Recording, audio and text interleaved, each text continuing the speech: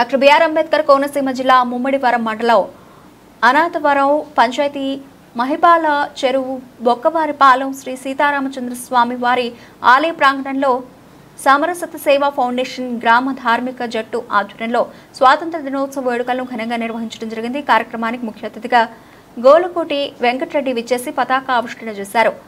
SSF Mummidivaram sub division convener Golukoti Saibaba మాట్లాడుతూ ప్రతి భారతీయుడు ఈ దేశం నాది, ఈ ధర్మం నాది అనే భావనతో ఈ దేశం పట్ల విధేయతను కలిగి ఉంటూ జాతీయ భావనను ప్రతి ఒక్కరూ పెంపొందించుకోవాలని సూచించారు.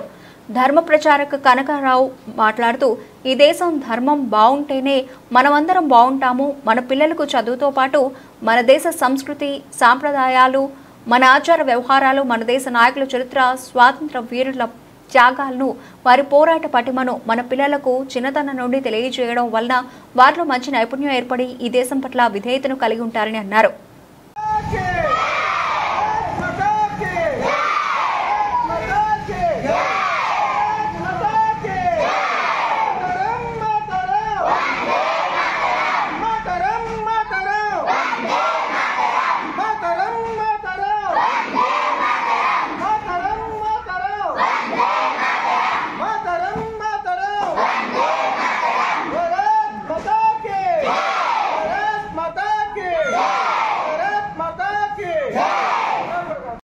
మొట్టమొదటి ఏంటయ్యా అంటే గాంధీ తాత గారు చెప్పారు, హిందూ మతాన్ని మనం ఎంతైతే గౌరవిస్తామో మనకు కూడా అంతే గౌరవం ఉంటుంది.